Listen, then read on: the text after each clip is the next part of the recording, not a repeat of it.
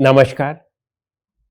आज हम लोग चर्चा करेंगे संत और असंत के लक्षण। संत कौन है और असंत कौन है? संत का अभिप्राय है जिसने अपनी इंद्रिय और मन पर विजय प्राप्त कर लिया है, जो अपने इंद्रियों का दमन कर चुका है और मन का शमन कर चुका है, मन पर पूर्ण नियंत्रण प्राप्त कर चुका है, उसे संत कहते हैं।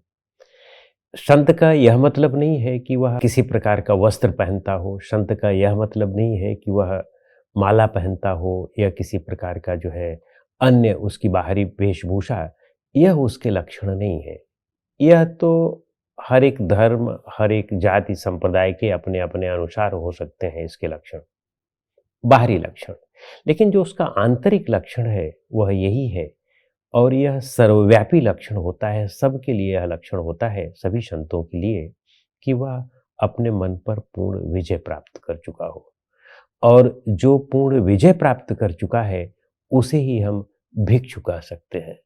लेकिन जिसने अपने मन पर पूर्ण नियंत्रण नहीं प्राप्त किया है, वह भले ही भिक्षा माँग कर के जीता हो या किसी विशेष प्रकार का वस्त्र पहनता हो या माला आदि पहनता हो या टीके आदि लगाता हो, बाल बढ़ाता हो या बिना बाल के रहता हो, ये उसके लक्षण नहीं है। इसलिए हमारे यहाँ सभी ग्रंथों में जो उसका मुख्य लक्षण दिया गया है और सभी दर्शनों में, चाहे वह बौद्ध दर्शन हो, जैन दर्शन हो या हमारा योग दर्शन हो या हमारा सांख्य दर्शन हो, अन्य जितने भी हमारे यहाँ दर्शन हैं, उन सब में संतों का यही लक्षण है, महापुरुषों का यही लक्षण है कि अपनी इंद्रियों पर और मन पर पूर्ण नियंत्रण करना।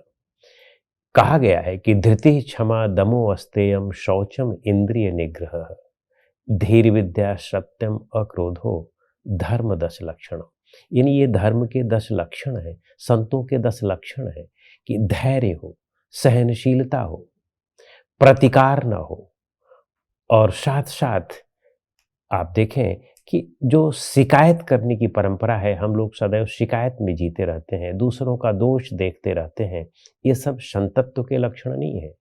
दूसरों का दोष देखने वाला कभी संत नहीं हो सकता है, दूसरों के दोष बताने वाला कभी संत नहीं हो सकता है। हाँ, अपने शिष्यों के दोषों को दूर करने के लिए उनके दोषों को बताना, यह जो है यहाँ पर मतलब नहीं है, लेकिन वैसे ही दूसरों के दोष को उजागर करना सिर्फ निंदा करने की दृष्टि से या उसको नीचा दिखाने की दृष्टि से, यह संतत्व के लक्षण नहीं होते हैं, यह तो असंतत्व के लक्षण हैं। ऐसे व्यक्ति असंत कहे जाते हैं, यानी ऐसे व्यक्ति जो सामान्य व्यक्ति होते हैं, भले ही वो भिक्षाटन पर जीते हों या अन्य इस तरह के कपड़े पहनते हों, लेकिन वास्तव में ये असंत हैं। तो हमें विवेक की दृष्टि से और आचरण की दृष्टि से संत और असंत की परिभाषा रखनी पड़ती है।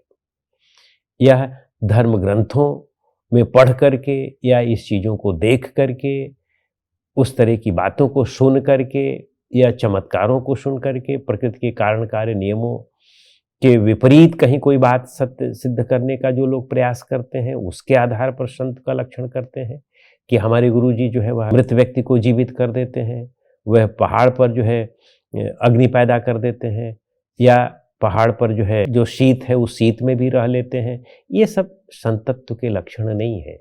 हाँ, दुर्जन तोष न्याय ऐसा कुछ अगर हो जाता है कि पहाड़ पर रहने वाला व्यक्ति प्राणायाम आदि करके अपने आप को जीवित रख लेता है, तो ये संतत्व के लक्षण नहीं है। संतत्व के लक्षण है कि उसके राग द्वेष मिट गए हों, कामनाएं मिट गई हों।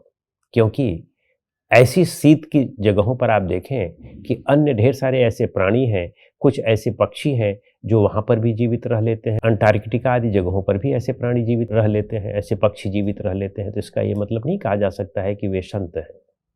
जिसके काम और क्रोध मिट गए हों, जिसकी कामनाएं मिट गई हों, जिसके राग और द्वेष मिट गए हों, जिसके ये सारे मल मिट गए हों, जिसका मन निर्मल हो गया हो, वह संत है। और जिसका मन निर्मल नहीं हुआ है, वह पाखंडी है, अज्ञानी व्यक्ति जो है उसे हम असंत नहीं कह सकते हैं। जो नासमझ है, अविवेकी है, उसे हम असंत नहीं कह सकते, वो तो सामान्य व्यक्ति है। असंत वह है कि जो संत का कपड़ा पहन करके, संत का पाखंड करके असंतत्व का काम करता है, वह असंत है। उसे हमें असंत समझना चाहिए। नमस्कार।